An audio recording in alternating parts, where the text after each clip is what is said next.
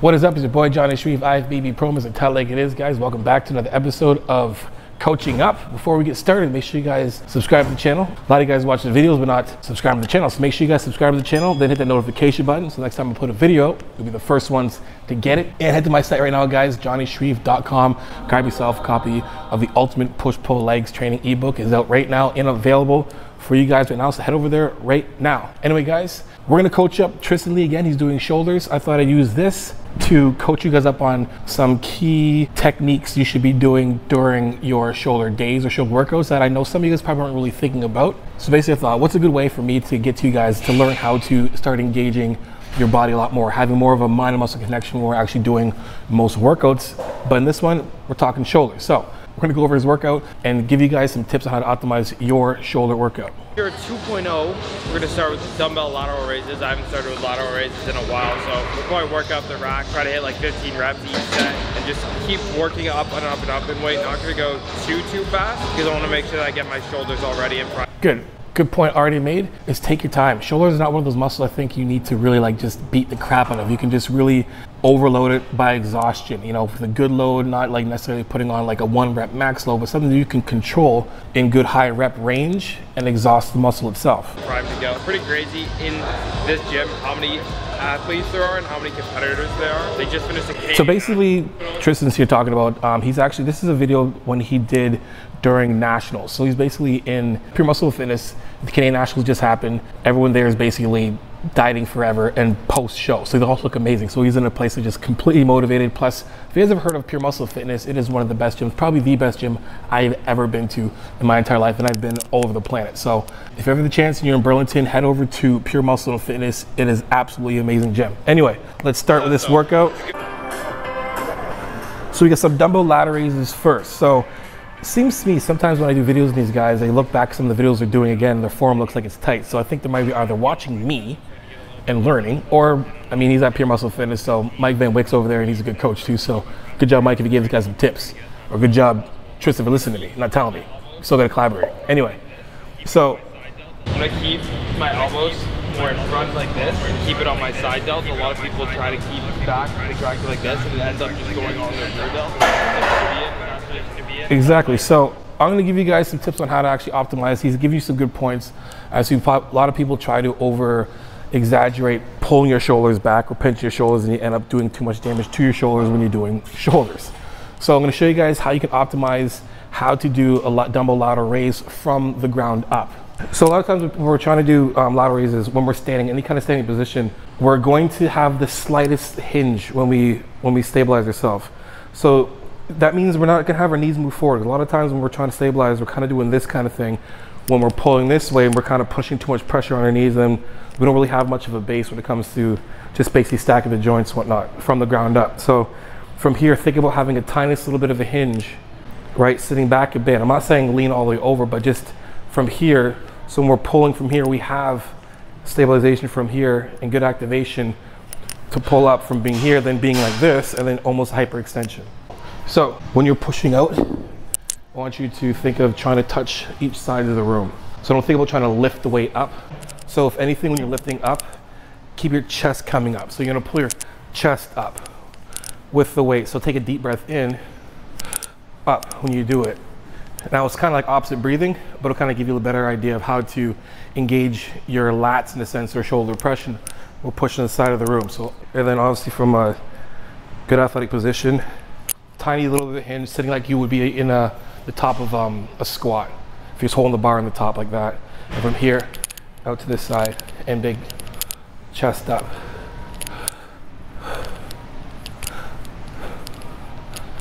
And you don't have to go all the way to the side, more so this way than having a tiny angle this way. We actually learned this one. Okay, next. So we're gonna Smith machine press. I don't do this movement too much. We're gonna do it with a pause. We actually learned this one from Chris Cormier a while back, a long time ago. I remember a video back at Gold's Gym, but it's really good because he had that explosive movement right from the bottom. So basically he's doing a pin press from the Smith machine. That's actually a really good idea. I love doing pin press, especially the Smith machine, because you have that stability and basically you're safe. So you don't have to really worry about anything but stacking the joints and pushing the weight up. Only thing is, I see some stuff that Tristyn's doing. Squeeze on it, so instead of the bench here, it's not directly straight up, it's slightly lean back. Again, yeah, so Tristyn's on an incline bench, so it's gonna give you some room. So the thing is, when we're doing Smith machine, we wanna make sure we're under the weight. Remember, stacking the joints. A lot of times when we're doing this, we're almost pressing into the bench or into the bar when we should be pressing under the bar and up. So let's watch Tristyn do a set. I can see him from this angle. We're too far away, so look how we're pressing into. We have this angle like this that's going in. Angle should be going up, right? There's a lot of space between that bar and his face, which means there's gonna be a lot of space from here to here. So I'm gonna show you guys how to optimize doing Smith machine shoulder press. When we're doing Smith machine shoulder press, seated with obviously the back up, you're gonna have to maneuver yourself. So a lot of times this machine could be on an angle. Some machines like brands, on this weird little angle here. But the biggest mistake I see most of the time is when people get themselves set, they're setting themselves too far back. So once they start pushing and they're racked, they're pushing into the bar, right? You can see the angle that I'm pushing from, where my shoulders are going. They're going back and pushing into the bench. So if you think about this machine itself, it's straight up and down. It goes straight up and down. So when we want to like stack the joints, move the bench up close enough to your face. It's almost gonna skin your chin a slight bit. So close enough. So get yourself down low enough, close enough here, that when I press, I can put my hands under the bar, and then I can engage my core again from here, chest back in, and then pushing myself up. Now through. Now I can tell I'm a little bit far away again. Literally, I'm gonna move this close, and then I'm pressing from here, and now my joints are stacked underneath the bar instead of being so far away and kind of doing this. And I see this happen all the time. So again, make sure we have the bench close enough that we can get ourselves underneath, externally rotate, right? Not have such a bow on our back, but I'm still activating my lower lats and my back, my core, and pushing up, and making sure my elbows stay underneath the bar as much as you can. So now that you guys understand how to do that, you can add those extra things in there, drop sets, supersets, whatever it is. Just make sure you're maneuvering yourself under, the machines, to make sure you're working with the machine, not against the machine. A lot of times we're working against the machine when the machines are made perfect the way they are, so you could just put yourself under the position in the right form, again, stacking the joints and pushing up. All right. We've got cable front raises next. I'm gonna use this, I'm gonna use the rope. I find this a really good movement because it keeps tension on your front delt without going on your bicep a lot. And since it is a cable, it is a little bit more stable and there's a little bit less risk of injury. So since I did deal with like bicep injuries and stuff like that before, and shoulder, any sort of issues with this bicep tendon in here. Cool, so we're going on to cable front raises with the rope. Very, very good movement. I like doing it because, again, you get full tension through the whole movement, so there's no really dead spots in there. When you're doing, say, like dumbbell or barbell front raises, you're gonna have a dead spot where you're basically sitting in a rested position.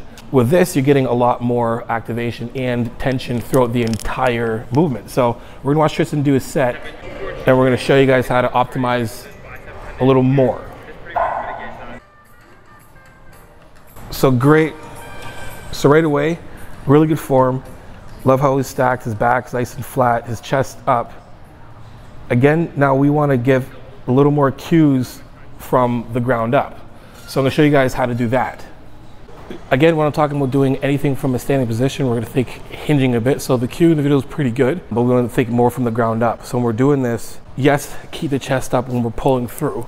We don't want to start doing this and pulling our shoulder away and basically use our traps to do the motion. So we want to keep that chest up, which is a good cue for almost telling you to keep your shoulders down. So chest is up, we kind of keep our shoulders down, you naturally almost do shoulder depression. Again, from the bottom, we want to, when we grab this, grab it like, have some tension already on it, and have it pull yourself back naturally like you were doing a Romanian deadlift. So we do from here. And now we have that tension, stability, and your leverage is coming from my posterior chain. So for my feet, from my glutes, hamstrings, and up, chest up, and we're pulling and keeping your chest up, and a little bit of a bend here. So you're almost similar to being in the beginning part of a stiff leg deadlift. So mostly any motion that you're doing from a standing position, you're gonna be in like a hinge position or posture the lower you get to the ground. So standing up like this, doing something like this exercise, a little bit here. Same with doing ladder raises, and then doing bent over, and we'll get to that next. We're hinging back more so into this, so we're keeping this as our leverage, stability, and then obviously our core engaged so we can keep a flat back. And right now, I'm feeling everything being grabbed from here, no pressure from here. So again, from here, let it pull you through, let it hinge you back a bit. So we still want to externally rotate from the hips, hinge, chest up, and then pull through, up. And when you're pulling, you should feel yourself almost pulling into your heels through your posterior chain when you're pulling up. So we're just gonna go over some stuff. All right, let's listen to what he says in this video. Goal that I'm gonna try to do is keep constant tension on my front delt. The issue with the dumbbell generally is that because the way gravity is, you're so there you go. He's basically saying the exact same thing I just said about tension on the weight.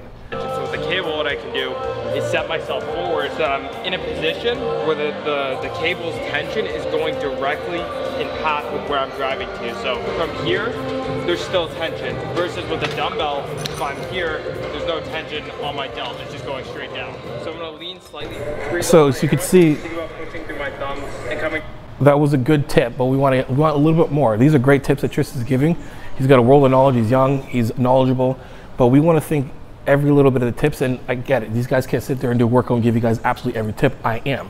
So what we want to do is, again, what I just gave you the tips when it comes to doing this, is we want to make sure that we're actually in that hinge position. Again, thinking about doing anything from standing, that we're thinking a little bit of a hinge position, and any movement, the closer we get to the ground, our torso gets to the ground, the more we want to hinge a little bit more. Anyway, let's move on to the next movement. Flies.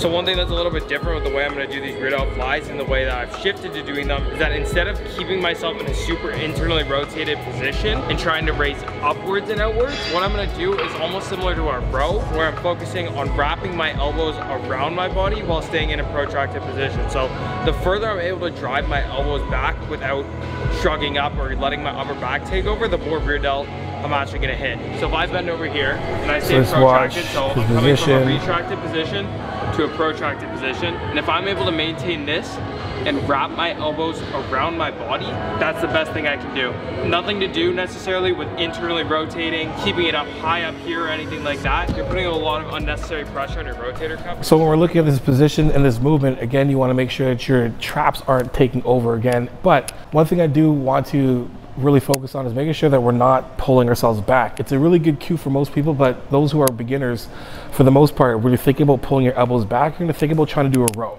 right? So we want to make sure that we're in a position where we can't do a row at all, no matter what. If we tried, if we just listen to these couple cues that I'm going to give you right now. When we're doing, again, standing position, and we're doing bent over dumbbell rear delt flies, again, we want to have that same Romanian deadlift position or posture. A lot of this movement actually does translate to a different other movement. So if we're looking at this, again, hinging, like find yourself a nice athletic position, hinging your hips back right into your glutes, tight from here. And once you've kind of locked in, you feel tight here, we can bend over a tiny bit here, and we're fully basically bent from this way with a nice flat back. Now when we're doing ladder raises from this, we can do, you know, reverse fly, rows, T-bar row, right, we're in the same position. So again, to save our lower back and make this a lot more optimal, we're hinging, engaging our core, and then from this, if we want to really hit a lot more onto our rear delt, I do like, you know, being in that neutral position, or the hand position, and pulling up. Now again, same idea as when we're doing ladder raises. We want to think about trying to touch the sides of the room. If we're thinking about lifting up, we're going to do this whole scapular contraction thing. Again, we don't want to also keep pulling ourselves back. So if I'm basically facing the floor, I want to look like this, pulling this way and not like this. That looks like a row, more so than this looks like a fly, right? So from here, hinging down, you know, we have the weights in the hands already, hinging down. They're naturally going to sit out in front of me, and I want to keep them in the front. So when I pull, again, we're going to go into this position here. I want to touch the sides of the room. So pushing out and trying to touch the side of the room. And last one, we have we have machine ladder raise. A lot of you guys have this machine in your gym. There's a couple things we can do to make sure we optimize this without thinking that we have to use it so much to cheat. Now, We're gonna let Tristyn take a break here, give this thing a closing. But when we're doing any kind of those, when we're doing machine lateral raises, there's handles and we pull up, which is good. But most of the time, some people grab these handles too much, and then we're forcing our traps to do this and pull up at the same time. If you want to, give it a try. Don't grab onto those handles. Let your hands actually drop. The pad actually sits exactly where you should have the tension, or we should have the focus point when you're actually pulling the weight up, because you want the weight to be here on your shoulder this way. So you can actually lower your hands, sit in that position, and pull yourself up like you're doing a dumbbell lateral raise. Now, if you're not doing that, if you don't want to do that, and stick just holding the weight here, do the same thing, but now take your hands off the grips and put them up this way so they're both flat. So you're doing this. And then again, pulling your chest up and keep your chest high the entire time. The second you start to kind of drift like this, we're gonna start using our traps, start doing this crap here. So make sure we're in a position this way. Think about someone's always holding you with a hook on your sternum like this. Your chest is always in this position. When you're moving anything up, doing a lateral raise, a push, a press, your chest is always gonna be up. Anyway guys, I hope you guys liked that video. If you did, guys, make sure you guys like, subscribe, and share. You know, come on that tell like it is, transparent, valuable truth.